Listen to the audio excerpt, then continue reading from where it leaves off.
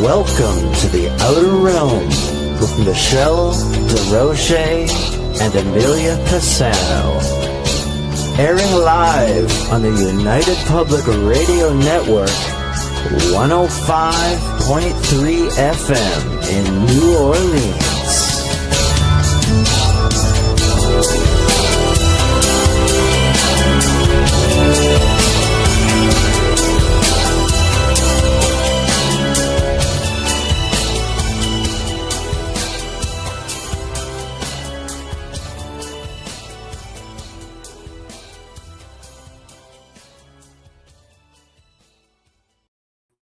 Good evening, everyone. Welcome to the Wednesday night segment of The Outer Realm. We are broadcasting live on the United Public Radio Network 105.3 FM from the Gulf Coast, 107.7 FM from beautiful New Orleans. We're fully sponsored by the amazing people over at Folgers Coffee who have been a part of our journey for the last several years. So thank you, Folgers. We couldn't do it without you, nor would we want to.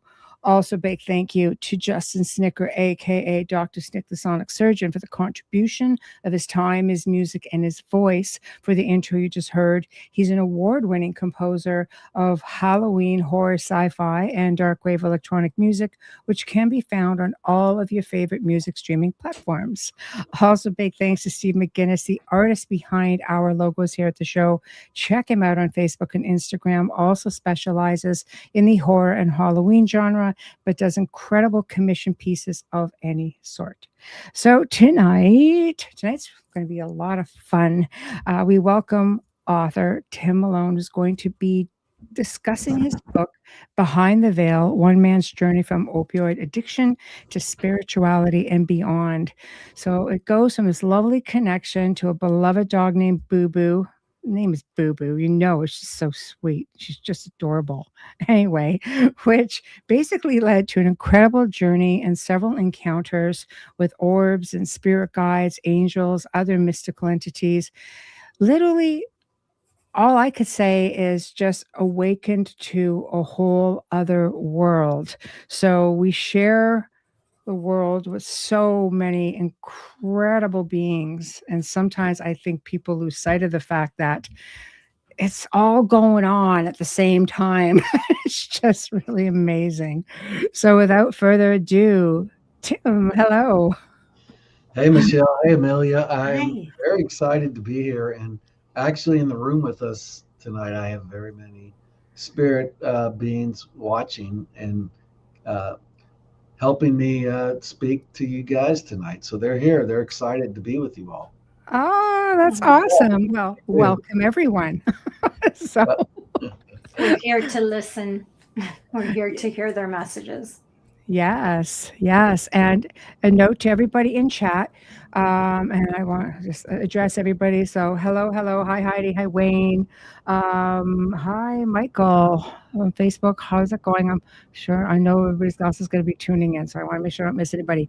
We are on 8 different platforms, 7 of which have chat rooms. If I will periodically flash comments up, any questions I will flag. And when Tim is ready to take some questions or comments, we will then address them. So I'm not forgetting anyone. I will get to everyone, I do promise, as always. So I hurt myself, so I have to pillow up. Oh boy. My ribs. Yeah. Casualty. So Tim, I always like to start off at humble beginnings, essentially. So from point A to point B, wherever you would like to start, what, your childhood was like, perhaps, did you encounter any, I don't know, people end up having paranormal activity of some sort, maybe seeing a ghost, maybe sensing something. I always feel that sometimes we have these experiences and we just don't remember. And later in life, it just seems to all come back, like floodgates just open up. It's something that triggers. Was it like that for you?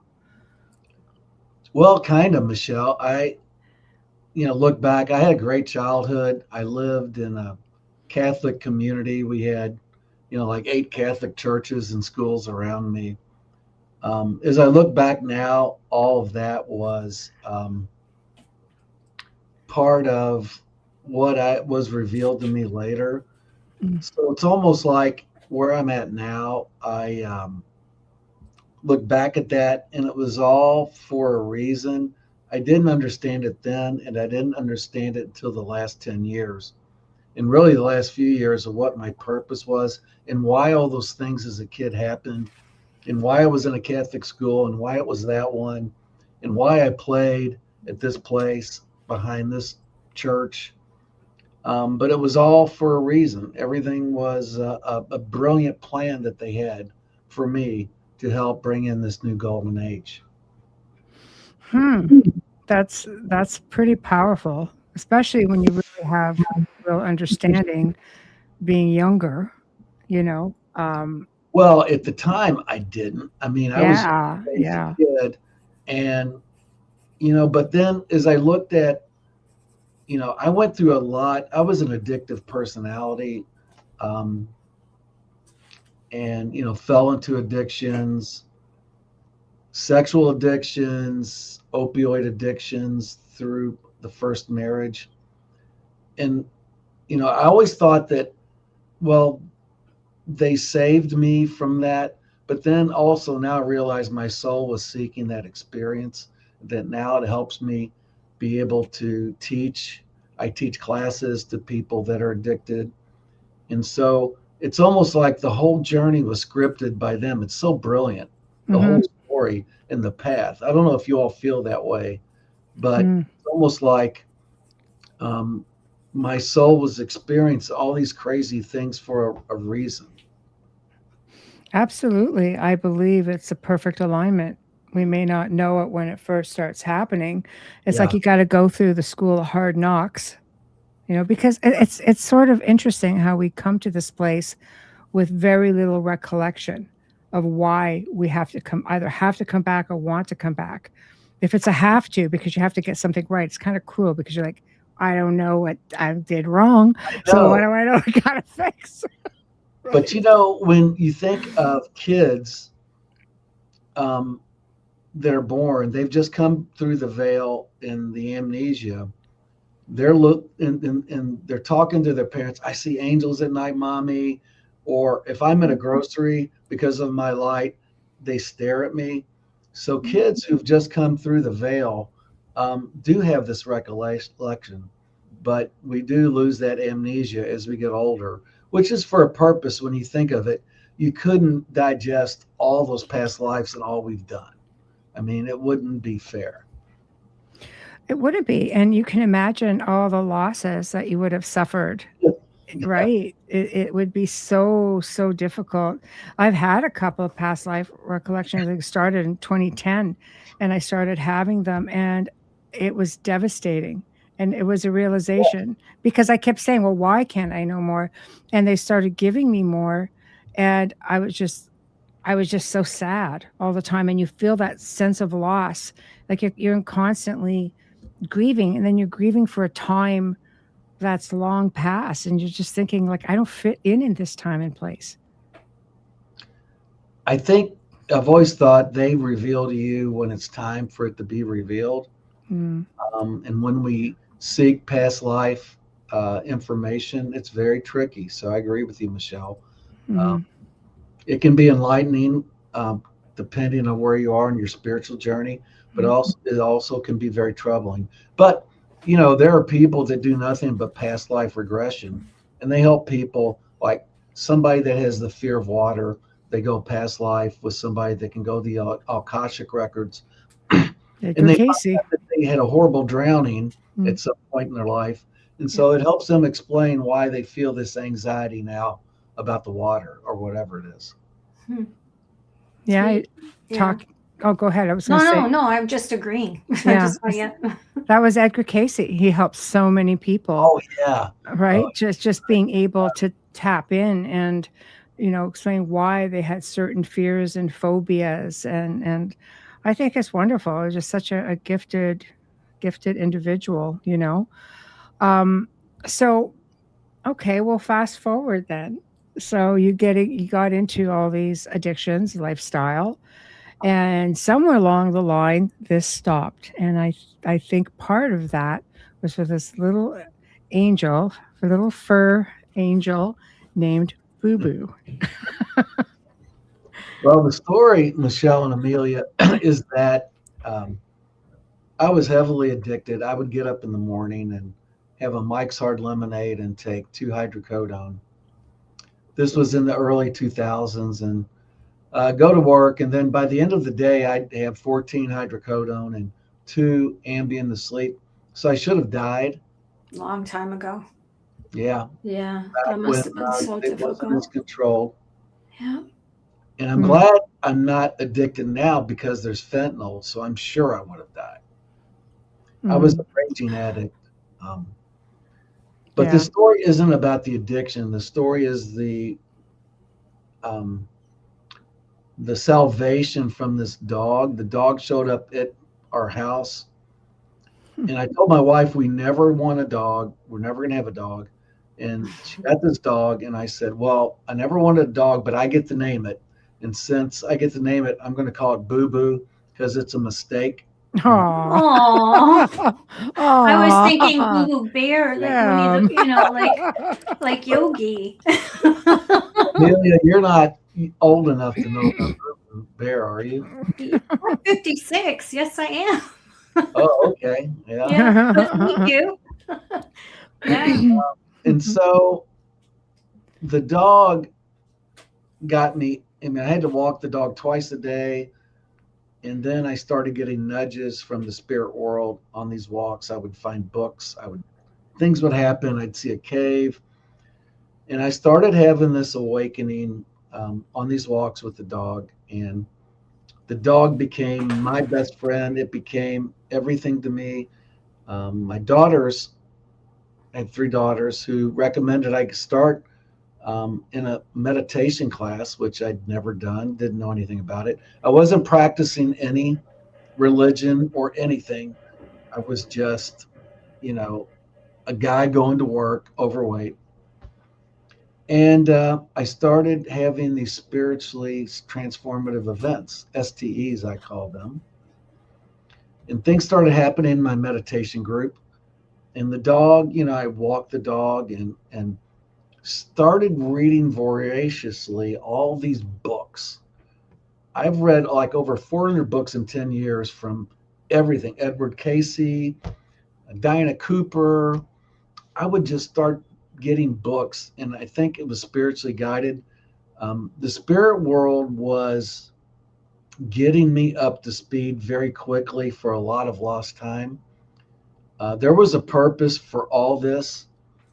And oh, hi. Somebody I just flash them up, acknowledge. Yeah. Signal? Shut up. You'll get used to it. And so I didn't know it then, but I was reading all these books. Boo Boo was getting older and older, but I started really getting into the spiritual stuff. And I knew a little bit about orbs. I read the book by Kathy Crosswell and Dinah Cooper, Ascension Through Orbs.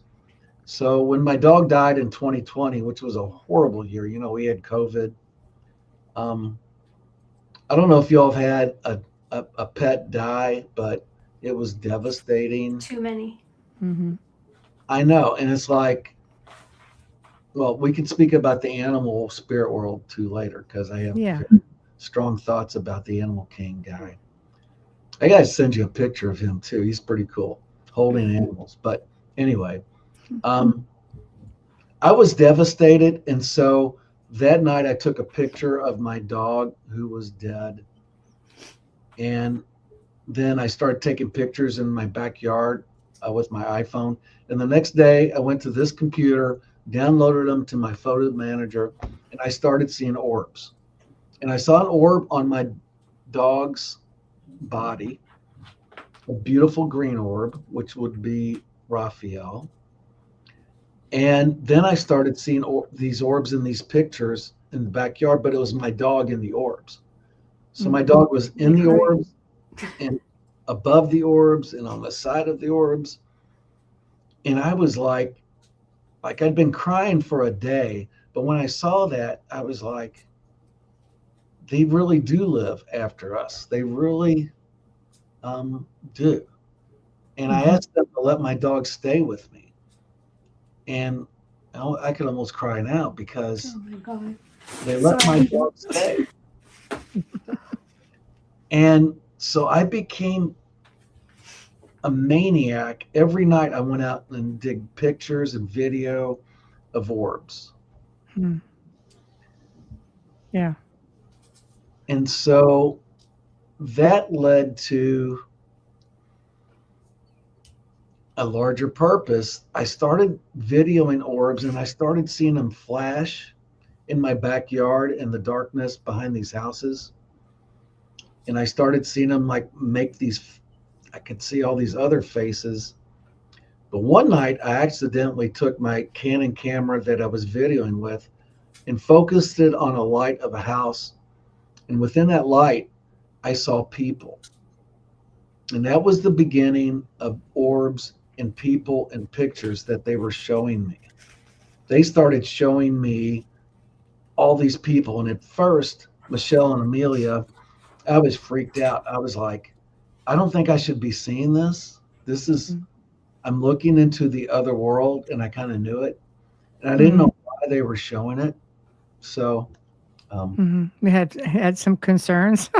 Why are you showing me this now? You said you were Catholic, right? So yes, automatically all that goes in because you were taught to fear that. exactly. And that it was wrong. So you don't know how to feel the first time that you realize that that's happened. Well, in Hollywood and all the movies make everything on the other side fearful. Of course. So I was like, am I supposed to be seeing this?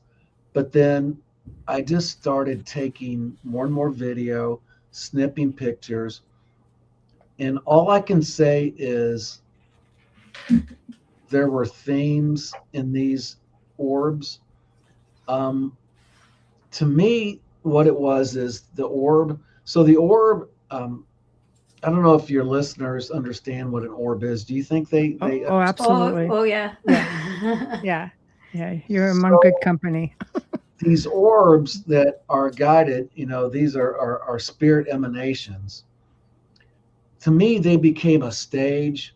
Every night I would go at 3 o'clock and meditate in my special place. And I would ask them to see things like Master Babaji or Archangel Michael. And at night, when I would take the video, I would see those things. And so we're sharing consciousness at that point, which was so cool. And so they're showing me things. So to me, the orbs they were showing me, it was a stage. I thought of it this way. I thought, here's a stage in an orb, and they're showing me things, but they have to show me things that I would understand. And it wasn't random, like different aliens running by or whatever. The view was them guiding things to me, and they had to show them in a way that I could understand it. So that continued. Excuse me. Yeah. Drink. So think of this, you're married to me, and every night, whether it's cold, hot, 1,000,000 degrees, or 10 below, I'm outside videoing. Every day I go to work and I'm downloading and I'm fascinated by what I'm seeing. And there was always one person in every orb. And I found out later there was always two people, but the one person was a lady that had beautiful black hair.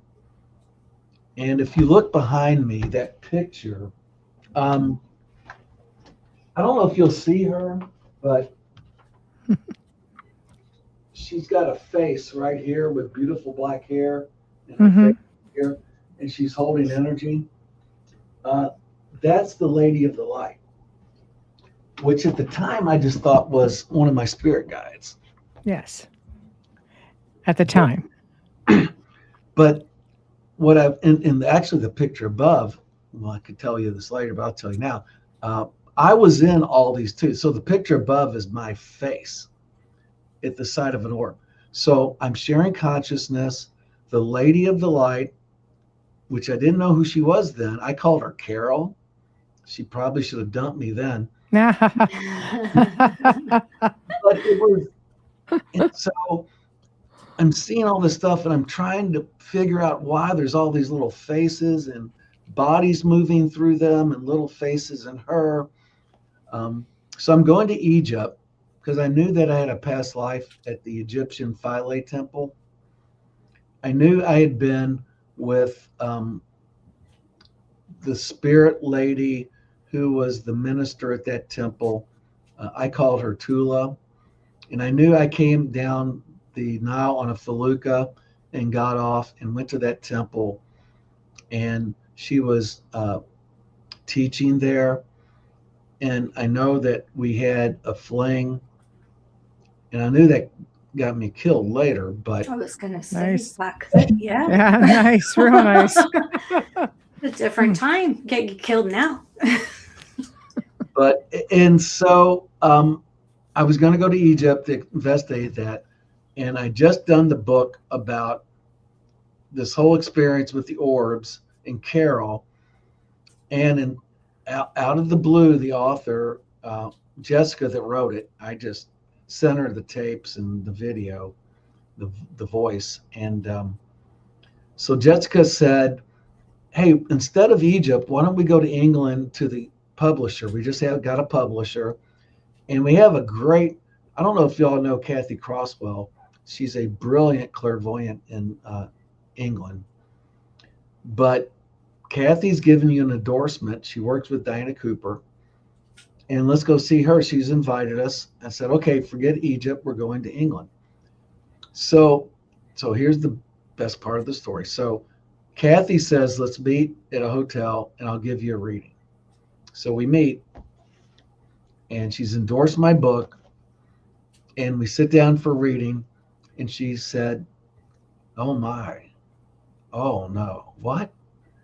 And she goes, I've done 2,000 readings of people, and I've never seen a soul like yours. You're halfway between heaven and earth. You're in between all the different realms. And she goes, and I've never had a reading like that. And then I said, well, here are these pictures. Who is this person? I call her Carol. She goes, that's the Lady of the Light. I'm like, who's the Lady of the Light? She goes, you don't know who that is? Well, the Catholics call her Mary, but she's the divine feminine. She's been Isis. She's the reincarnate of the divine feminine. Mm-hmm. And I just started crying because I'm working directly with her and she's trying to get my attention. And I've fallen in love with her. And I find out that I've had many past lives with her. She's been my mother. She's been my lover.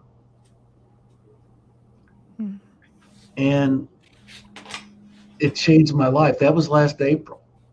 That was after the book was released. So now working directly with her and understanding why I've reincarnated and all the other things, the spirits that I'm working with, and the messaging that I need to bring to everybody. And that's why I'm back this time to reach millions.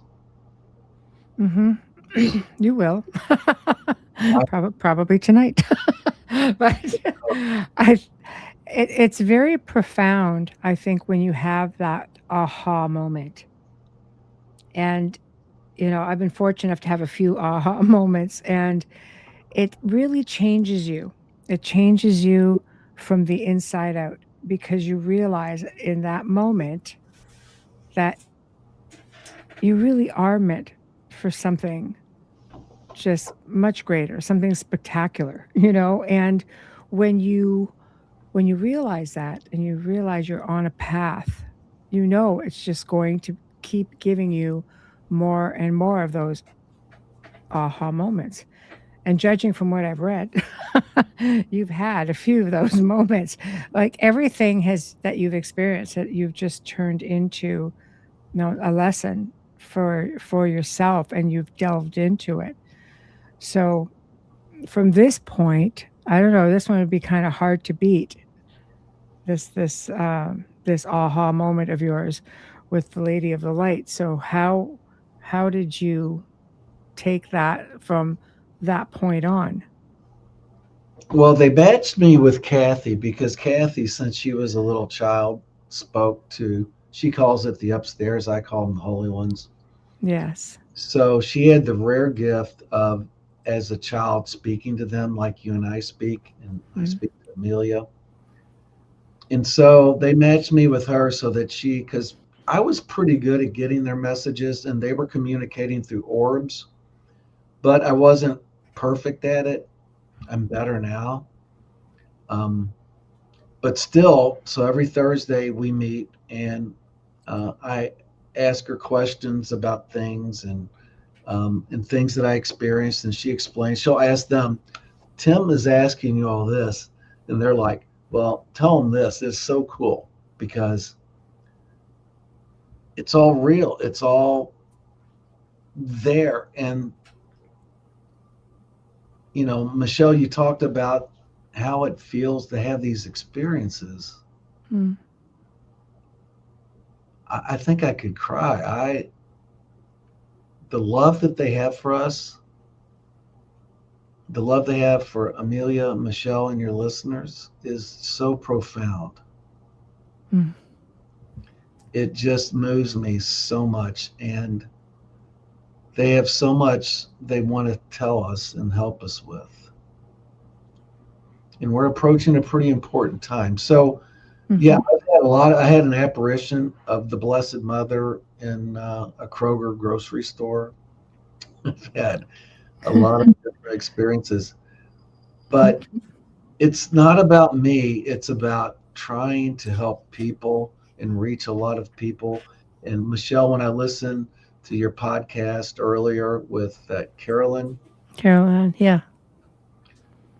so the difficulty we have on this planet is we're third dimension heavy energy, and unburdening that and reaching the fourth dimension, fifth and sixth. So I'll tell you later about the good news about that. But currently, so I've got the book. I have a new book with Kathy called Calling All Humans that we're working on, which will be a guidebook for all humans to, like, the basics of connecting, grounding, how you do connect to these higher things to help humans reach these. Um, but I also have a resort I'm building, not a resort, it's a wellness retreat. And the holy ones have given me, I'm building, so I'm in charge of portals and moving souls on the earth. And so I'm building a 100-foot portal at this land that they sent me to. And it's going to be the Temple of Truth, and it's in Kentucky. And it's going to radiate. And the biggest concern they have is the souls on earth that are not on a spiritual path. That's many. That is. Well, but it's interesting. 3/4 of the people on the planet follow some type of religion. Mm. And when we think of a spiritual path, the holy ones are like, no, it's not going to a monastery. It's not going to church Sunday. That's fine. And we mystics can work with that and enhance that person's experience. We don't need to be adversarial with religion. Religion, I know, has done horrible things, but it's done wonderful things for so many people. So mystics, we can work together with them. And there have been some mystics that have become very, very important to religious orders. So we can enhance a person's experience and reach into the miracles of their religion as a mystic. And then I forgot the next thought. Yeah. That's okay. Just take a deep breath. Yeah. It's okay. You got as much time as you need. So this spiritual path, what does it mean to be on a spiritual path? That could be you and your friends riding dirt bikes on Sunday. It could be being a good person, living a good life, and taking care of people. Elvis Costello had that song, What's So Funny About Peace, Love, and Understanding? Those are spiritual paths. Those are the things that get you to continue through the mansion world and to continue through um, this progression that we go through as we reincarnate. It doesn't have to be associated with so many accomplishments or to be in a monastery or whatever that is. Mm-hmm. Being a good person and loving. And as I expose their plans for us over the next 9 years, um, you'll see that they're giving us the guide path, the how to do that, and making it easier for us to do. Mm-hmm. Yeah, I think it's important because, you have two kinds of people. You have service to others and you have service to self. And you Yes. don't have to, as a service to others, being a servitude in one way or another. It is just a matter of being a good person. You don't have to go out and do extravagant things. You just have to be kind and do, pay Yes. something forward, do something, to be productive. And being a participant in your own life is really big too. This is too many people that are not, I find these days. They're just taking steps It's back. well, ego and the layers of ego that we have, it's just horrible. I mean, road rage and the things that we see. Hmm. So, taking a spiritual path. So, what they're doing to help us, this new golden age, we've just left the Pisces era, which is your mind. And this is very important for your listeners. Yes, hallelujah, because I'm Pisces and I feel the lift. That was a long time coming. All right. Oh, Yeah. seriously. One Oh, more yeah. month. Like, My spirits are laughing with you. I'm glad. I'm sure they laugh at me a lot too, but wow, when somebody explained that to me years ago, all I kept thinking was, how many more years did you say? Like, No. it was Well, one of actually, those Amelia, kind. we're done and we're moving Yeah. into the Aquarian age. Yes. This is critical for your listeners. So we're moving from mind and moving to heart. So their words were there's an excitement. We need the shift from the mind and moving to the heart energy. We're trying to break through to inner peace and joy. It's a dynamic shift for us humans. Many are reluctant to make the shift between the mind and the heart. Every human, though, is being given the opportunity to make the shift, and they're moving the third dimensional walls and making it easier to make that connection to the fourth dimension, which is your higher self. And tomorrow I have my session with Kathy, and I'm going to talk more about with her. Well, tell me what it means to be in the heart and not in the mind. And how do humans do that? In this golden age that will be completed in the mid 2030s, we should be a much happier, purer society. People are going to be kinder and more gentler. So, this is their promise. This is the things they're doing on their end. Our job, Amelia, Michelle, and your readers, our listeners, is as these light workers, is to pass the word about this shift from mind to heart. And I want to ask you both, what do you feel that is? What is the shift from mind to heart? How do we explain that to your listeners? Well, for me, it's more of a state of evolution, a state of awareness. We shift a lot, actually. And I feel when those shifts happen because I am an energy worker and I do planetary stuff. So I see a lot of that from a planetary level, right down to the heartbeat of the planet, which is the Yeah. Schumann resonance, right? So it's connecting more for me because that's the type of energy I will do the most these days is connecting to the planet. But I'm also a Taurus. So I'm an earth sign. So for me, that's what it is. I am always aware of my state of evolution and what my role is here.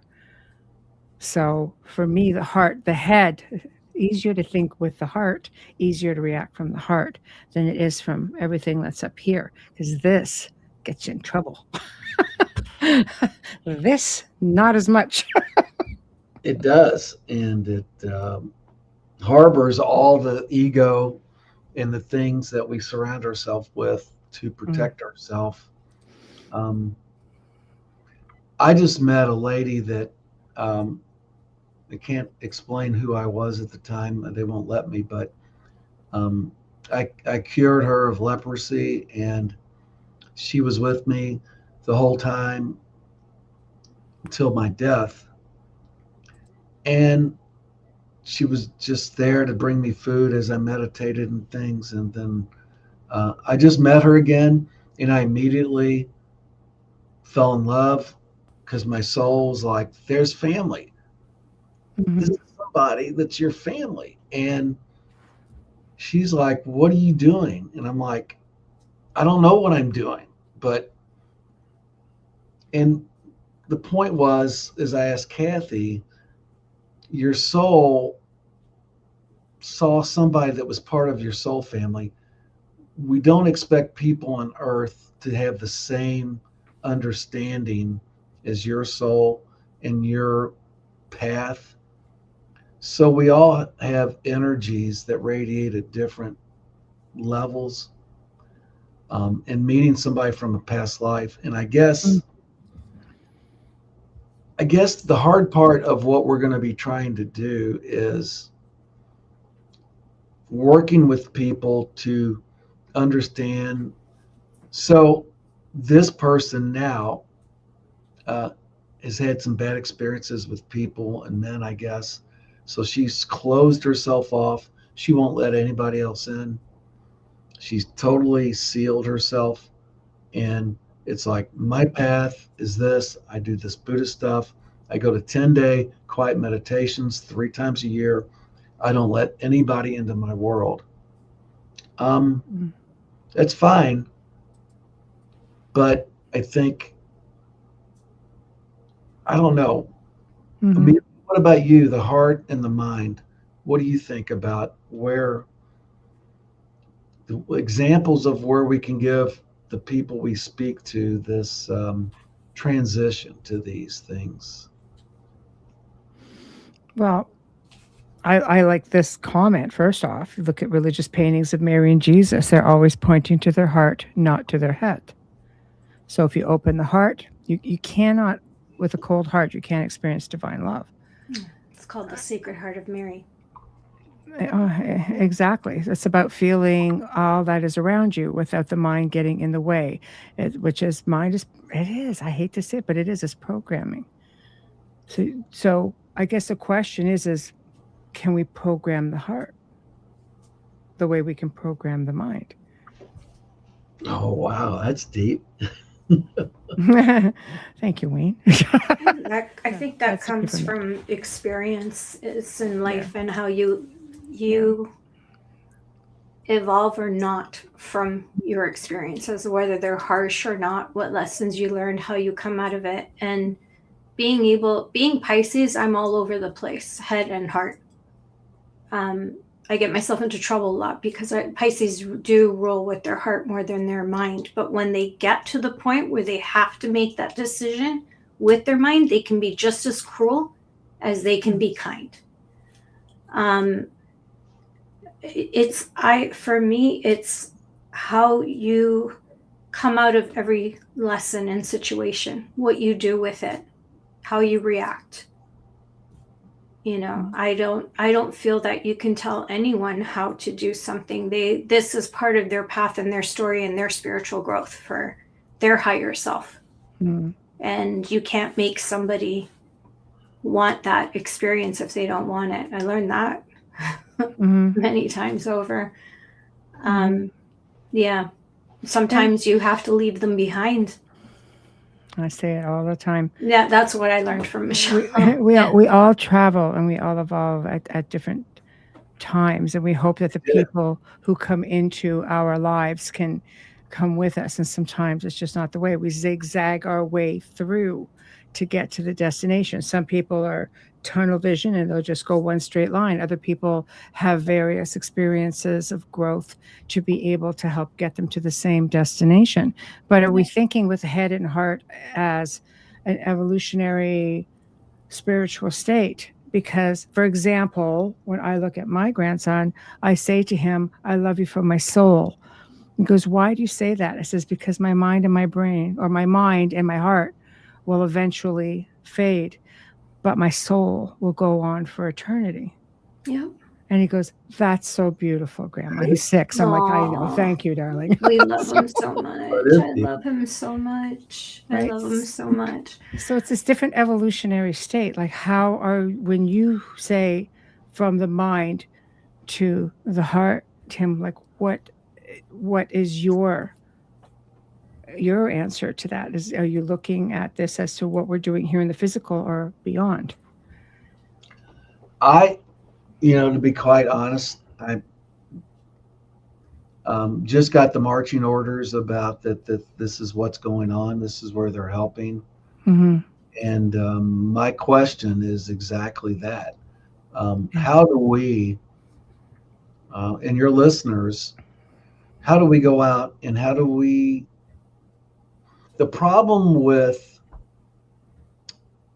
organized religion has done a good job with assembling communities of large amounts of people of like mind, right or wrong. The problem that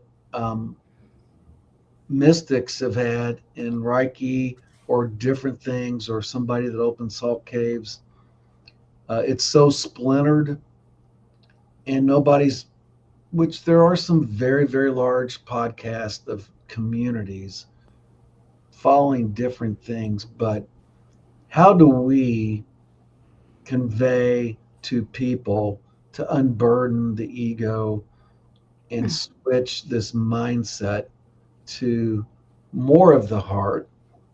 I mean, they still may drive nice cars. I drive a nice car. I'm making nice living.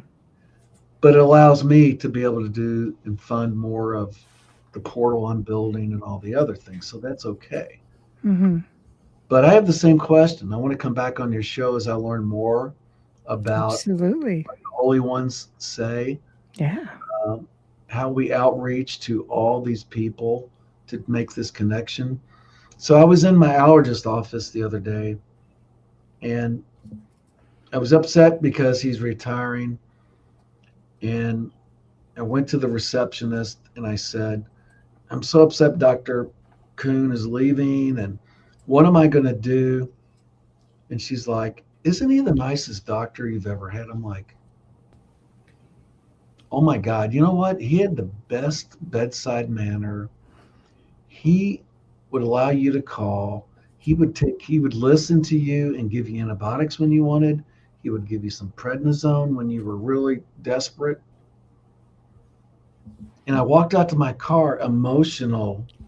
And I'm like, I just saw the shift. I went from my mind of him retiring to how much love he put into his practice with people.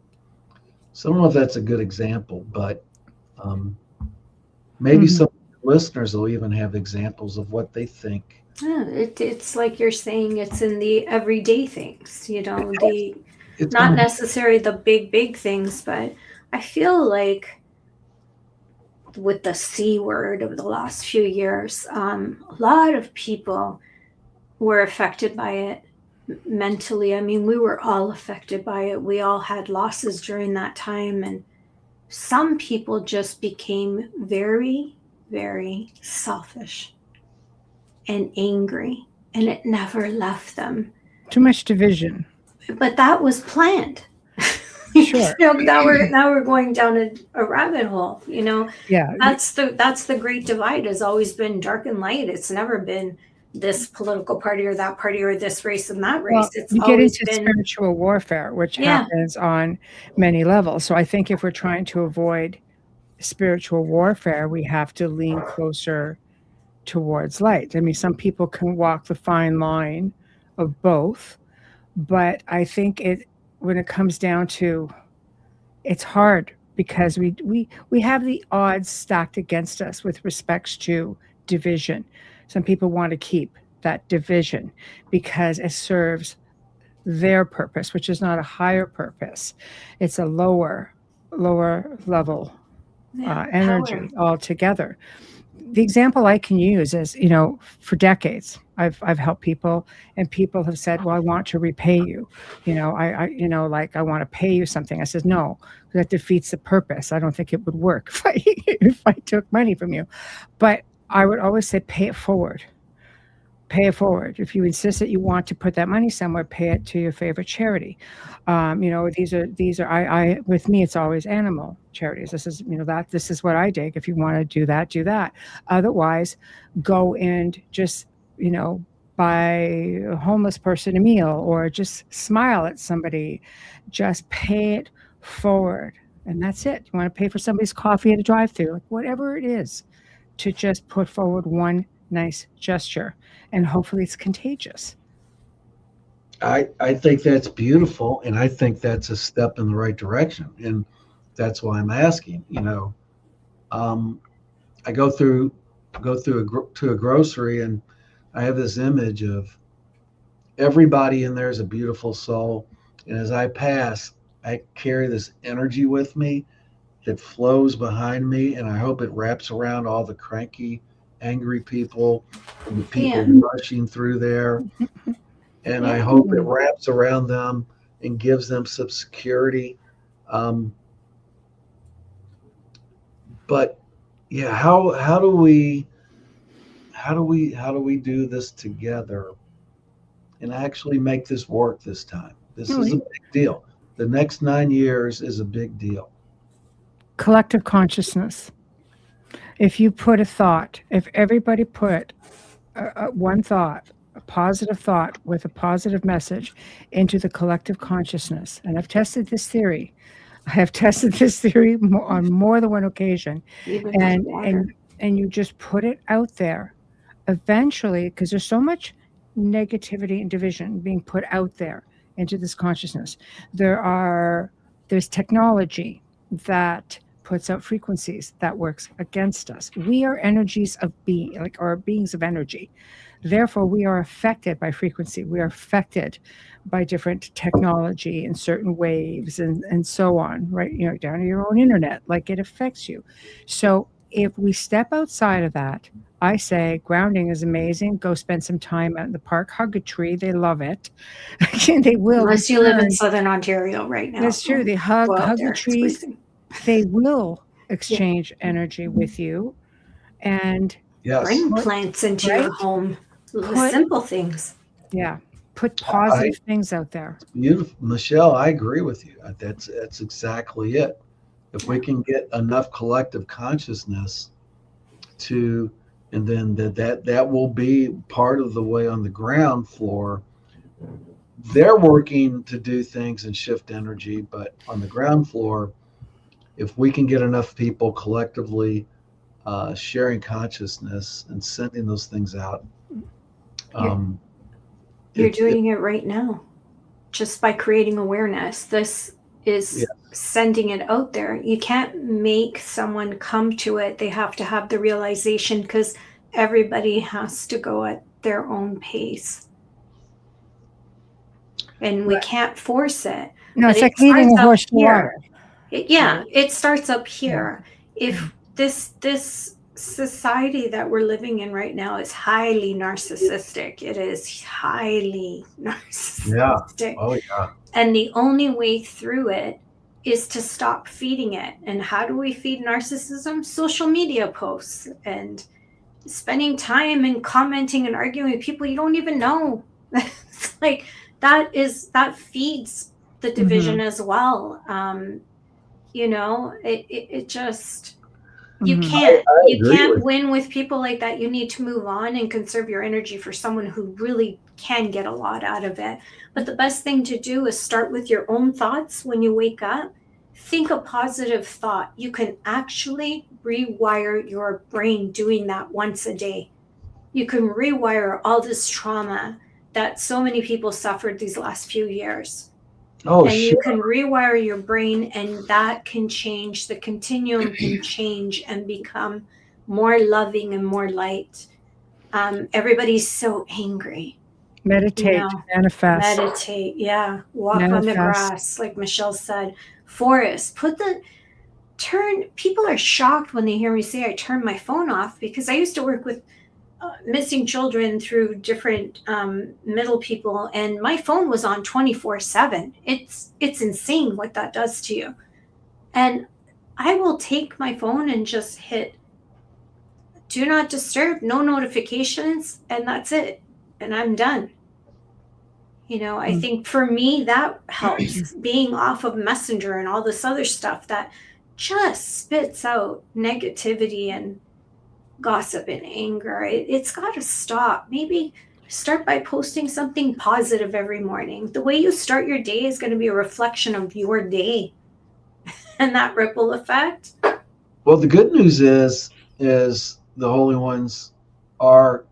They tell me the message is they are fixing things on their side, Yes. making it easier for us to do this.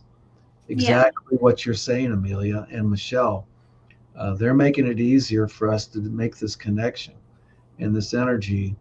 And I've had visions of another planet that I was on where I did this, and the portal I'm opening, they want me to call it the Golden Sentinel, but they show me another Golden Sentinel that I built, and um, it is this planet will get there. It's a free will planet, but they've had enough. They're the free will part of this planet has really upset them.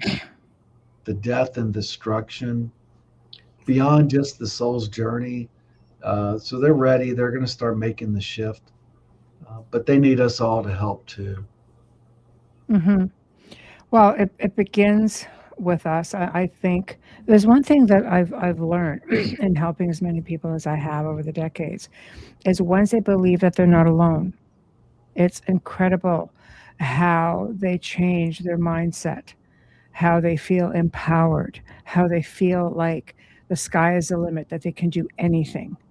And they come from being these people who have been conditioned to think a certain way and be fearful to becoming warriors, and where maybe they have lost faith, they're not afraid to reach out to that faith again and become these warriors and to fight for what they believe in. And I think that's part of the battle, is how do you get them to get to the point where they want to fight?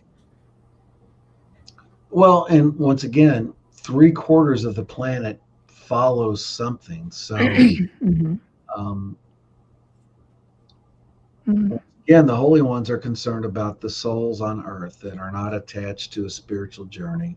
Mm-hmm. They're also concerned about the souls um, that have stayed here and they didn't go to the light, that they don't know to go to the light. The other big concern they have is the animals on this planet. The Big animals one. and their souls, it's a big deal. I've got to send you the picture of, I call him the Animal King. I don't know what his spiritual name is, but he looks like the guy from the Wizard of Oz, the lion, The and lion, yeah. these animals. Fred's It's such a cool picture. You I can mean, show it right on the board here. oh, If you well, can't, there's a place where we can present your any media that you want. If it's on your well, computer, keep talking and I will pull it up. okay. So you bring it on your computer, and then once you have it, I will direct you as to how you can share it right here from our board. That is so cool. Yeah, I love this picture. it's a fun thing. just like this while we're waiting. Ba, ba, ba, ba, behind the veil. Mhm. There it is. Uh,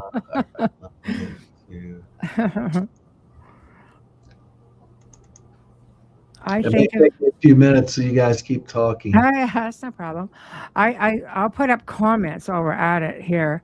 Wayne basically says your positive energy and love is felt by everyone you pass. Picture a magnet with iron fillings over a paper or iron filing. Sorry, the magnet will affect the fillings filings. There's no choice in that; it will happen. Annette says. The dark side is division, chaos, hatred, and confusion, and doesn't care how it makes that happen. But people have grown tired of it. Wayne says, I will change the world one drive through at a time. And he actually does every time he meets somebody, whether he's at the grocery store, whether he is at a drive through, the gas station. It's how are you? How is your day? You know, and how are you That's feeling? Yeah, that's you it. don't have to buy anything. People see By the these. way, I have that picture up. Okay, have it. Okay. So if you look right down underneath where it has all of our pictures at the little squares at the very bottom, there's one there that looks like a little TV with a little plus sign in it. Okay, I see Right her. right under Amelia's name, like her picture at the bottom. Can you see that? That's a little square. You'll see there's a little X, there's a little person with a plus mark next to it Oh wait, at the very bottom. yeah, I see it. The And it's TV with the square. So the click on plus. the TV with the square. Click on that. Yep, share screen. Okay. Yes. Okay. I have to stop my screen because it's not going to let me. So, okay. So go up there, share screen, go Okay. up to where it says, do you have it on your desktop? Okay. Click window. Select the tab to share. You can have a tab if you want, or go, if it's on your desktop, you click window. All right, I got it. Okay. And click on your picture. I just did it. Okay. Bam. Well, There it is. There it is. See, that was easy. Bigger. Yeah.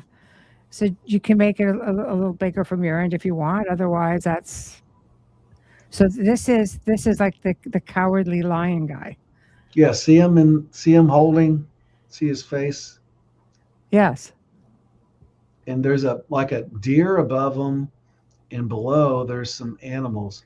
But see his face, right there. He looks like the lion, but he's Yeah. holding. Oh, yeah. At the top. Yes. Got Yeah. it. Okay. Yeah, he looks Yeah. yeah. Yeah. That's amazing. Yeah, they showed this to me because they were like, "Don't forget us. We really need you to also consider the animals and their souls as Yeah. you're working with this stuff." So, Well, they're the guardians. You yes. know, they are the guardians. That Well, could be. they're on a spiritual path too. I Yeah. mean, animals are just like us. Yes. Do you want me to stop sharing now? Yeah, absolutely. That's no problem. Perfect. There it is. That was great. That was cool. That was easy, right? Learn something new every day. I get my blue face Yeah. off here. I think people who can look into the eyes of an animal and say there's nothing there, that they're not sentient. I don't know. It makes you inhuman. Like I said, there's so much love on the other side for the animals, Yes. and they love us so much. And as you all know, and people that have had dogs and cats or whatever, Hmm. they're on a spiritual path too. They Mhm. reincarnate, so Yes. and they love us. So yeah, Yes, they all have different roles. You know, I look at Yeah. animals as almost a divine sort of intelligent. You know, they can read vibration. They have they have intuition, premonition. They're rescuers. They're saviors. They're companions. You know, there's been so many stories, even when their person dies, where they just lay at the gravesite. Oh, I can't watch They those. mourn each Yeah. other. They The mourn service us. dogs, when they mourn the soldiers. They're actually crying. Have you all talked to an animal clairvoyant? Oh my God, Oh they're gosh, brilliant. yes, It's so cool because yes. they talk about an animal who's passed, and the person that had the animal on them, they're so upset and they're distraught, and the animal's like, "Don't worry, I was time. It was my time. I'm happy here, and all I care about is that I loved you, and Yeah. it's so beautiful." We had to put down our dog 2 years ago, the end of this month, and he has left me Cheerios around the house, and we Yeah, haven't bought Cheerios in 2 years because we bought them for him. And I will find them. And I've had people who are skeptical say to me, "Well, where'd you find it?" I'm like, literally right in front of my foot, walking in my bedroom. Like, in my office, he would sit under my desk when we did the show, sometimes on top of my desk. Um, but yeah, it's very real. And yeah, I always say we really don't deserve them. no, There's such, like, there's that saying where God said, "Send them and send them without wings, so they won't know that they're angels in disguise." And I'm just felt that with him. Amelia, make me cry. I'm sorry. That's why I was getting emotional, because who Yeah. leaves Cheerios? But my little Versace, right? But Well, yeah, my dog was in the orbs, so yeah. yeah, that I haven't. I've had communication. I've seen him, but I am a medium, so it's different for me. That's where you're kind of, we have a little bit, I don't know, it's a little bit different for us. It's not that we mourn less, we just have I don't want to say advantage because it feels like so cheap, but we see it maybe differently. We catch on to things that other people might be missing, the signs that they're around. Well, and so let me ask you both, part of what we can do to comfort people, not only with animals, but what happens when you die? And so the light body leaves and the heavy body stays. So I don't know if I haven't done, I teach classes with mindfulness and meditation. I haven't done work yet with people that are dying and trying to give them comfort. Have you all? And explaining Yeah. help, does it work? It does. I had somebody come to me and said, "Can you help prepare me?" She had cancer. She was an extended family member, and she wanted to prepare her family. Her concern was, doing something for her family, and what could she herself expect. And, we just came out with really amazing ideas of little things that she could do, such as choose something of yours that's personal for each of your children and just write to them or do a video thing as to why you're leaving this specific thing. My mother actually bought a card for each, my sisters and I, and put down their thoughts as to, how she and my father felt about each one of us and throughout our lives. And I kept journals for my children for the first many years of their lives. So if something ever happened to me, they would know how loved they were. But I think, preparing her, she was comfortable in going on.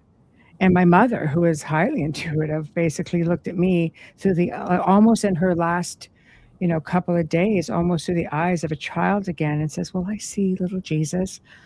And I said, "If you're meant to."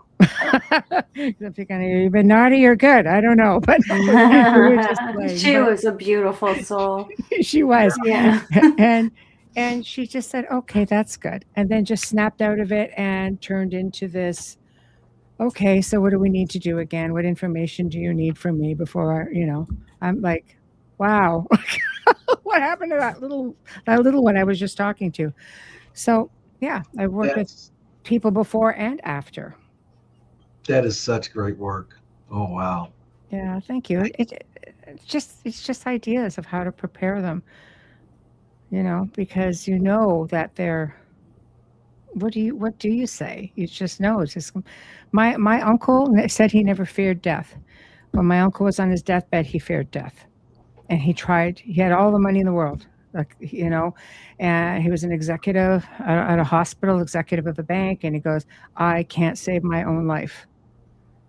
And I just sort of looked at him and my heart went out to him. I just said, money can't buy everything. And I have equipment, He goes, I want some of this equipment. I want to talk to my father. My grandfather's been dead for about 30 years. So he goes, I want to talk to my father and see what he has to say. I'm like, all right. And you know what? After he passed, which was very suddenly after that, I asked him, I said, is it everything you thought it would be? He goes, it was more. Of I course. said, tell me what you see. He goes, lights, so many lights. And I go, what is it? He goes, soul energy. He goes, it's beautiful. So that to me was like, It's wow. all encompassing. It's not. It is. It's not the way you see it on television, and everybody's experience is so different. I mean, I've had so many NDEs and not one of them was identical to the other. I think it's important, but if I have just a little thing to say, if you're a medium, a psychic medium or intuitive, and you're visiting someone in the hospital, I do this. If I'm on a floor where I know that people are very, very ill, I will kind of stroll into their rooms and check things out, see if they have company, and I'll know from the other side whether or not they didn't. Mm. And I will go up to them and ask them if they need anything, if they want to talk. And sometimes they just want to pray or whatever. And I've done that several times. You don't need a degree to do that. You don't even need to be an intuitive. Sometimes people Some people can't pass sleep away by because they're worried themselves. about dying. I mean, Yeah. and I will tell you this from my orbs, and I don't know, I don't want to spend a lot of time pulling up these pictures, but some. So one of the things I showed Kathy one of my orbs. So every orb I have now is like I'm the soul mover. I won't tell you why, but anyway, souls move through me from 2 to 4 in the morning, especially a lot. I have to have them calm me down and widen my path, Archangel Azrael, because it keeps me up. But I see in the orbs that you do see your family. The first place you go when you go to the light is you see your family, and I see them in the orbs. Then you move past the family and you move on to your soul family, and you go from there, as you all know what happens after that. Mm-hmm. In the orbs, I mean, these orbs show the truth about what happens when you die. It shows the path. It shows the souls. I have to pull up a good one for you. Okay. No, absolutely. I don't know how to, but anyway, let's keep talking. Okay. Yeah. If you get it, just remember the process, or I can walk you through it again. I'll let you know when I find it. Okay. I think that. Will it take any questions? Well, right now there's just like Just a lot of comments, sharing stories. Yeah, but when we get back to animals, Wayne we had a little dog named Pixie, and she was a rescue, and she was less than a year old. Almost immediately, she had been blinded and paralyzed from a stroke, and then seizures, and we fought, kept her alive, got her strong. And I always said to her, I said, when you're tired, I'll fight. You fight, I fight. And it was always a matter of just keeping her going. And eventually when she got tired, we could tell, and we had to, make that decision. But he went and he was, went for this reading, and the person said, he goes, she was here for you. You weren't here for her. She was here for you. She was a Chihuahua, about 3.5 pounds. And, he's like 6'2", and this little Chihuahua. Personality. I know, this teensy little pocket dog. Yeah. And she did. She just changed everything, that little dog. So our love for the animals. Oh my gosh. I mean, I think most spiritual people who are spiritual are animal lovers, because you can't not love anything that is created or is, and they're all sentient. I mean, when my orchids drop their flowers, I have tears in my eyes. Like I'm a mush. And I thank them for having flowered for me. And, you know, I won't throw their petals in the garbage. I put them out on the lawn so that they, you know, in a flower bed so that they can continue their journey there. Yeah. I think we, we need to have an understanding that everything here has life. And when you do start to make those connections and see how everything works in unison, how the bees, have their role, how the birds have their role, how the butterflies have their role, how everything has their role. And you realize you are part of something that much bigger, and it's not so cut and dry. And when you throw a nail into that tree, or you cut into that tree, and I get it, like it's a cycle of life. It's what makes things happen. But, it feels it. That trees have a root system to how they communicate with one another. And right down to water and molecules. If you have 2 glasses of water and you speak beautiful things to one, terrible things to the other, put them in the freezer, take them out, and you'll see the difference of how the ice looks. It reminds me again of a project that happened at a high school. There were 2 plants, and they were separated by glass, and the students were instructed to speak kindly to one plant and to sort of be belligerent to the other plant. And the one that was receiving kindness grew and grew. It was healthy, it was happy, and the other plant was wilted and dying. And yet they received the same care. It was just how the frequency, the vibrations that we were putting out towards them. So that's huge. I believe it. I think you're right. And I think, so there's a famous author, and he's written a bunch of books. I won't mention his name, but he does a lot with the brain.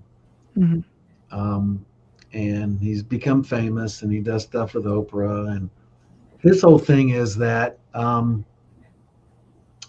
if you want a universe, there'll be a universe. If you want a heaven, you can make a heaven. And it's like, he will not say, because he's all about that the brain is in charge of everything. He will not say there's a creator. So I think for your audience, this is a big point. I'm telling you all the truth that, well, if we all want a heaven, we can all have a heaven. If we all want a universe, there'll be heaven. No, it's not true. There is a creator.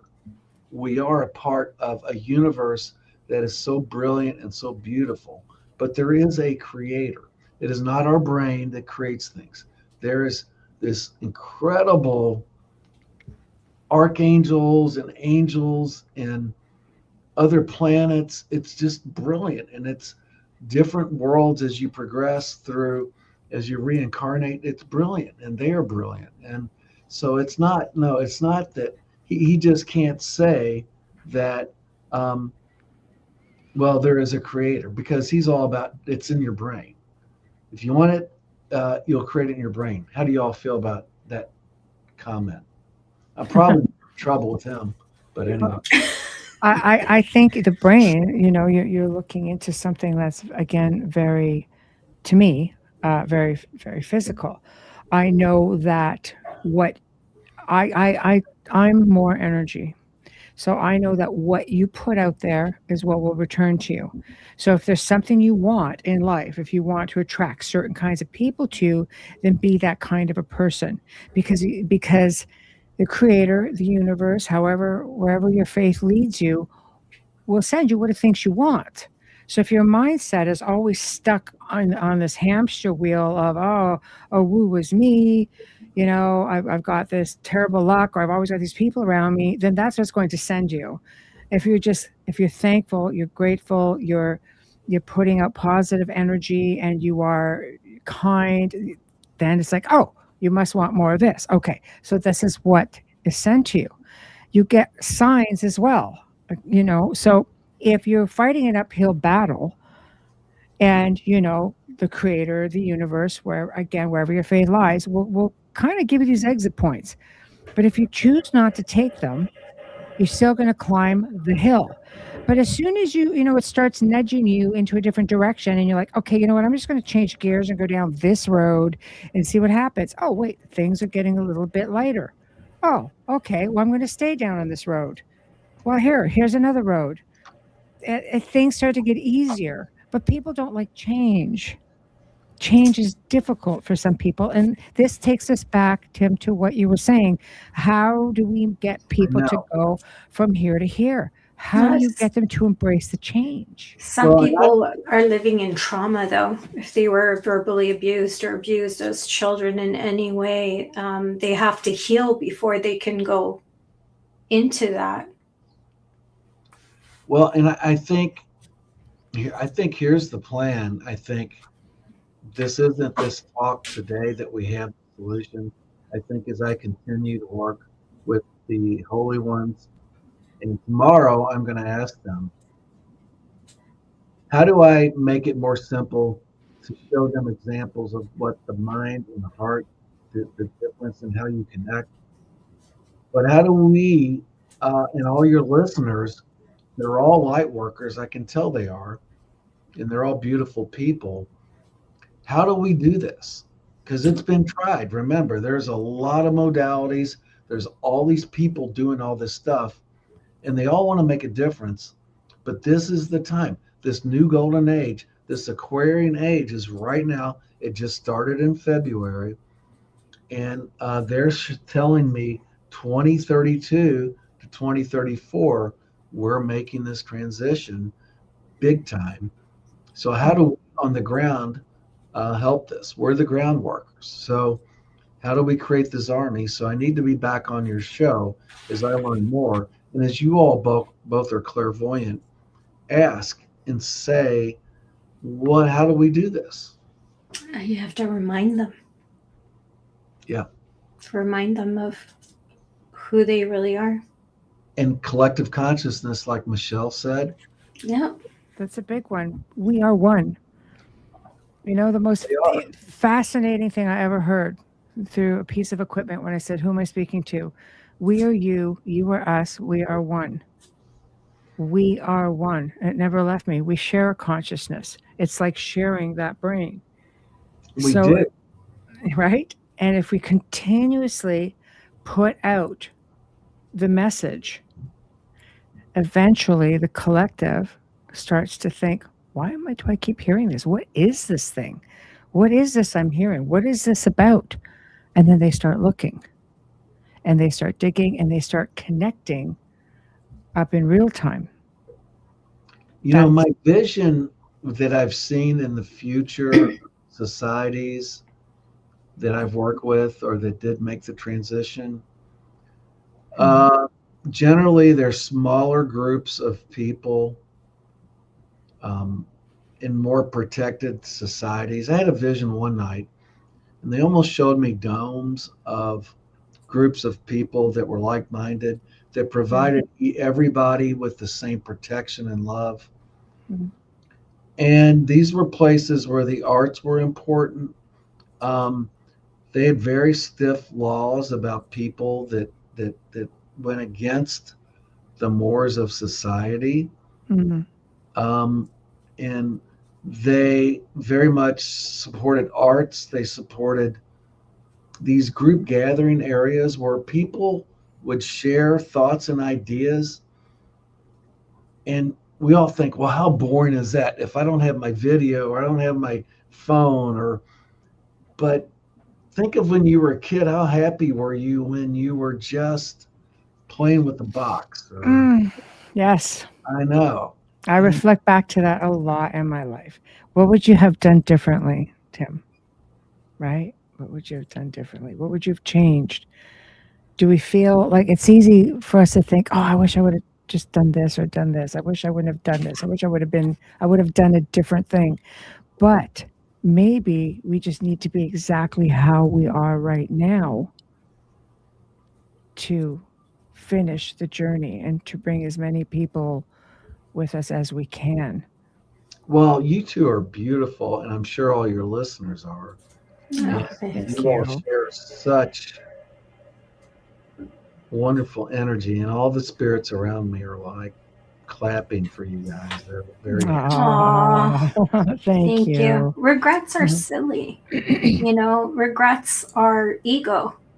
Instead of let me take that lesson and move forward, it's what did I do? If you can't change it, it's almost like the 12 steps with AA. God grant me this serenity. I really believe in that prayer. You don't have to believe in God, but the prayer makes a lot of sense. You can't change it by going back. Move forward and just do better. That's well. I think that's well said, beautiful. And the hard part is the human condition. Our lives can be complex. Being human's not easy, no. and a lot of people are struggling. I was an opioid addict. I should have died. Um, so there's a lot. I have a wife that's not very spiritual, so that's a whole other deal. Mhm. Um, so being human is not easy, and but I think you all are right. I think it starts with us that we love. Like I said, when I walk in the grocery, I walk in and say, I love everyone in here. I don't care how they're dressed. I don't care what they do. I love everyone. And I hope when I pass them, there's some energy that wraps them up and helps them have a better day. So You're 100 steps further than me.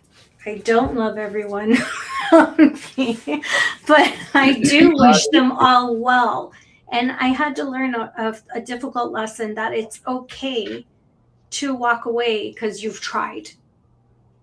yeah, I agree. So I think it's important. That's also ego if you stay when you really don't need to stay and continue trying to force someone into a different life. Well, I'm trying to get zoning for this wellness retreat, and we're having a big Yeah. meeting Sunday at this place that I want to do this.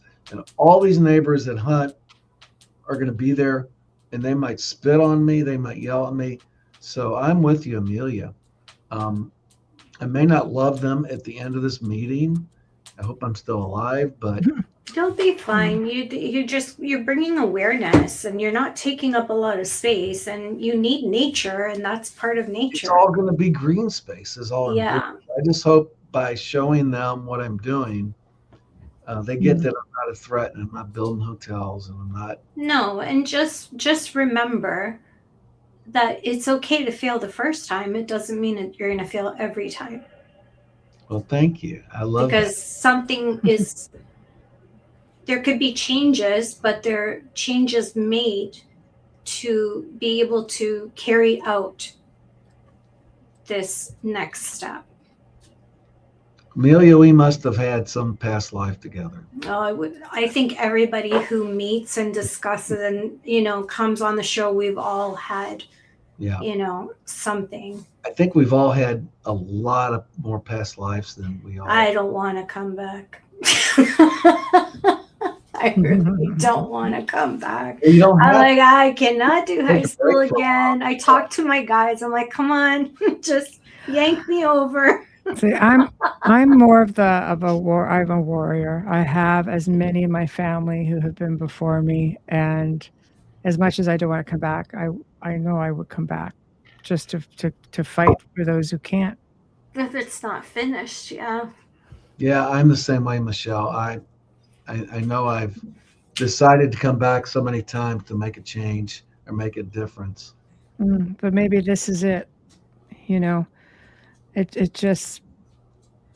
the way it has to be. I mean, I think if it's in you and it's within your essence, for me, like I say, through bloodlines and reincarnation, both, it's always been the same sort of theme.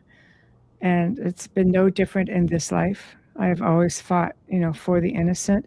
I fight for the innocent still. I fight for the planet. I fight for the animals. I fight for everything that this planet encompasses, from the ethereal world to the physical. And I think you just do it because it's in your essence. It's in your nature. You come back, you instinctively know what to do. You instinctively know what to do now that you have awareness. Well, I agree. And I think as soon as you pass to the other side, you run through the gates and you're like, I've done this so many times. I'm going here and I'm going there. Well, they'll just pick you up and throw you back in. But I think you do have a chance to make a decision to come back. Hmm. I think a lot of people. I think what happens because we come here with like amnesia. Yep. I feel like when we go over, and I do believe in an atonement to something greater, and then you come back, and it's all to help you continue to evolve and to continue higher frequencies. I just would like a little bit more when I come back. Just a little bit more strength, because I know I've always worked with children, but my gosh, the last 10 years have been so trying, with working with missing kids and that, and it's just been so hard. And I just wish that I could bring, if I have to come back and continue, because I don't think any of this is going to change because it's been going on for centuries, at least send me back with a little bit more knowledge is all that I ask for, so that maybe I could get a step ahead and save a few more. She's being modest Oh, because this is a woman who has found over 300 missing kids by herself. no, it's not 300. No, Yeah, it's not. But Oh, stop like, it. it just, Oh, just stop it. I wish that maybe make me a different sign. I don't know, because I fall to pieces when I'm working on recovery instead of rescue. Mhm. And maybe that's what I need. And I had to learn not to work with parents and to have someone in the middle, because it gets very difficult. You bring them home. That's all that matters. I know. It'd be I nice just in a want to way bring that them all bring them home alive, like, yeah. It's just hard to understand each soul's path. yeah, They, it's just like so suicides. I mean, so painful. It's so painful. And and you see the ugliness in the people. It's a lot to look at. It's a lot to endure. And I understand more why my friends who have worked child sexual assault units and child crime units never last more than 4 or 5 years, because it's just too much. Which it takes you back again to this stage of enlightenment. Yeah. This is a type of spiritual warfare. The things that work against us, right? it is, and trying to explain what spiritual warfare is and how dark and deep it is. So in all my pictures of orbs, I've taken a lot of daylight pictures, and I've had dark energy hovering around my place. That was a concern of yours, though, wasn't it? How do I do this without having dark energies come into my space? But I found out that because of who I am, that my light's so powerful, they don't get near me. But that doesn't mean that other people don't have that issue. There is dark energy, but the light always wins. And there are consequences for the people on Earth.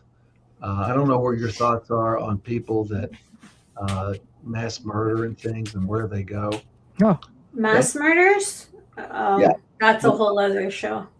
Well, I could tell you this. Yeah, we better be careful. That's a whole other No, it's not being careful, because they're all gone, right? The really prolific ones are dead. Yeah, but where do they go and where do they hang and what? Well, let's explore something. So let's say we have a Charles Manson type. Right. Okay. So he dies. Everybody's like, hallelujah. Bam, bam, bam. Good riddance, this and that. They stay in limbo, or, are they stuck? Do they go to darker places? So if you have an ability where you can retrieve them, do you? And I can give you 2 examples. If you don't, 2 things can happen. that soul can go on and manipulate another living individual to perhaps pick up the same characteristics and recreate the whole scenario again. Or you may have stronger, darker entities get a hold of that soul and push them Use it. back into recycling everything that's happened. Or do you say, you know what, work with other ethereal beings of light and say, I'm going to cross this person over. Crossing over doesn't mean, oh, kumbaya, love and light, and No, ha-ha, it just I means we're passed no taking you matter off what. this plane. We're taking them off this plane, I agree. and the powers that be will take him where he needs to go, whether it be atonement, whether it be, oh, you're coming back and going to have a Yeah, crap life. we're just Whatever the giving you're case may just giving be, them flight. they're just away from influencing and repeating a cycle. And the thing with Charles Manson, and he is so disturbed. I mean, he was an MK Ultra. What do they call him? Victim of MK Ultra. And there's so many prolific serial killers. People will call him a prolific serial killer, yet he never killed anyone. No, but he was good at what he did, with recruiting people. But that's an Yeah. example. So when you die, and Tim, here's something for you. What your thoughts are when you die? My belief is, and I'm sure many people share it, the physical body is but a vehicle. The body dies. It doesn't mean the spirit ceases to be. The spirit moves on. It's the Right. essence. So if the essence is in a confused state, or just unhappy, or doesn't realize it's passed on, or where does it go? Well, there are earthbound souls Mm-hmm. that don't pass because they are in a car wreck or for some reason. Or children, Yeah, exactly. because they Or don't know that they've died. exactly, they don't know that they died. So that's one of the things I'm supposed to do on Earth. Mm-hmm. Have these portals and the light to attract those. But let's talk about, so there's a clairvoyant very close to me, I won't mention her name, that was in the Egypt time, and she had a relationship with somebody that she was the Pharaoh's, one of his women. He found out, and so she was put into a pyramid. So they sealed her in when he died, or whatever they do. And so she died within that constraint, that pyramid, that chamber. And when I speak to her about it, it's the most awful thing. She just it was awful. Can you imagine being alive and being sealed inside a tomb? Mm-hmm. So I said, well, because she just went back to Egypt. She goes, but I'm not going near the pyramids. I'll be 8 hours away from them because the energy there I can't get near that. I said, well, what happened to the Pharaoh? She goes, oh, they've got him. He's in a place that he can't leave. And my understanding is that, and like I said, she talks to them like you and I talk, Mm-hmm. that those that commit horrendous acts end up in situations. She mentioned he's sealed somewhere and he can't get out. In Australia, I've gone to search for souls, and there's a plane there on the desert where there are 1,000 people biting each other and kicking each other, and they're fighting, and there's these seraphim angels overlooking them all, waiting for those that say, I give, I'm done. And then they take them and they're ready to give themselves to a spiritual path. So that's just my opinion, that those bad people have atonement, and it takes different forms. Hmm. Just my opinion. Yeah, I agree. I mean, you have free will, right? So, um, if you It's are, not a free pass. no, that's right. That's right. No, you have to want, you have to want Yes, to help. you have. Otherwise, you Right. can roam here for Yeah. millennia. The children are the saddest because they, Oh, especially if they don't have anyone come for them, because maybe grandparents were not known, they could have passed away, or, and they're not recognizable to them, or they're stuck and they stay back, or something darker holds them back to well, feed off of them. It's the saddest thing. And I encourage people who think that, because there's a line, right? Michelle and I have been asked this before. What do you do when you find a soul? You're supposed to leave it, right? Well, it's like, no, because if it was my kid, I would want that child in the light, not in the darkness, being chewed up and spit out for food. I send a lot of children to the light. I think Yeah, it's very important. It's very you all can important to do create that. your own portal. I mean, I'm Yeah, no brilliant person. You can create a portal and create the light, and you can take these lost souls and these children and send them to the light, and yeah. their lives on the other side are going to be beautiful. They're going to be. I don't know if y'all saw that movie that the guy went to the cabin where his daughter was murdered, and um, yeah, there's a lot of truth to when Mm. you get to the other side. They really take care of children. You That can were, ask. You can ask I think we the also, archangels to take them as well, yeah, and and the Lady of Light, and whoever you seraphim refer angels. to her as. They're the Yeah, workhorses, seraphim angels. we ourselves are portals. yeah. Yes, we We are. ourselves are portals. So there's Guys, nothing. I'm going to leave in just a minute. I'm not at home. So I just That's want Okay, okay. that's Yeah, okay. that's we are just so we had we're 7 minutes over our usual time. So okay, what do you have coming up? Where can people get your book? The Amazon link is in the show description, just to keep things easy. They can go. yeah, thank you all for that. I'd love people to buy it, and there's another one coming later. But Mhm. I can't tell you how much I love you both. Thank you. Ditto. Aw, It was, of all the podcasts I've done so far, I think you guys are so good. Thank you. thank Yeah, I you. could we talk to you love having you here. I could talk to you all night.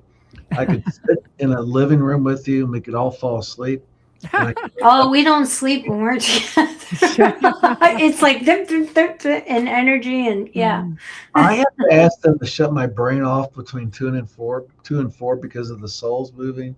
So, yeah. Yeah, I started to use white noise and find different frequencies so that I didn't listen to them, because it was like waking up 2 o'clock radio every day. I know it's always Yeah, 2, 3, but you have to ask. You just can't think, well, shut it off. You have to ask them. but it also helps if you're grounded Yeah. and you tell them to let you sleep. Yes. That's You have all. to tell them. Yeah. But Mm, I love you both so much. I thank just you. have had the best time. Thank you. I'm glad we'll have you back. I'll Yeah. email you, Yeah, and would you in like 6 months? I'll have more information yeah. about this new coming revolution and Yeah, what the. we're booking into May and June now. So if you have something you want to book in the fall, I I will.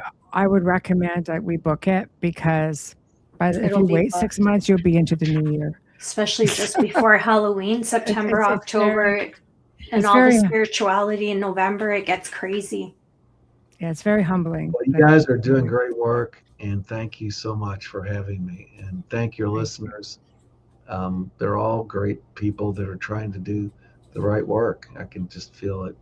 Well, thank you This for is how you being here. start. You get the message out.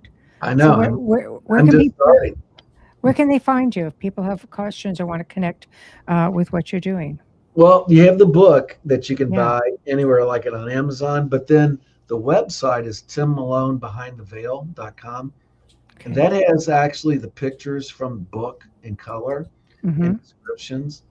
And then also you can communicate with me there. Okay, perfect. So thank you so much for joining us, and I look forward to your next segment with us. I can't wait to be back on in about 6 months. So thank you guys. Okay, I will Thank you message to you your someday spirit to family. give some thought, or to Dominic. You guys figure it out. Uh, All right. you Thank guys are you. great. Thank you. Thank you. Good night. Good night. And that was very enlightening. I really enjoyed that conversation. Big Okay. thanks, of course, to everybody in the chat room. Of course, you guys are always so amazing. Very nice to have a nice, enlightening discussion. So Emotional. there's so much more, that could definitely be covered. So I'm looking forward to when he returns tomorrow night. Wayne and I, open discussion as we explore the incredible world of animals. So we'll look into, oddly enough, from one to the next, but we're going to be looking at different intuition, mysticism, animals within the spirit realm, their role in healing, rescuing, guardians, you name it. There's just going to be a whole lot of information. So you have been listening to The Outer Realm here on the United Public Radio Network, 105.3, 107.7 FM. Tomorrow I am on with Carol Ann at 5 p.m. Part 2, as promised, from the last conversation, is to spiritual warfare. And she's got a few things cooked up. So I look forward to it. there'll be that. Yeah. So please make sure you check Love out her. Ethereal Encounters as well. And then, of course, watch for The Outer Realm. Anyway, good night, everybody. We shall see you again tomorrow. Love you all.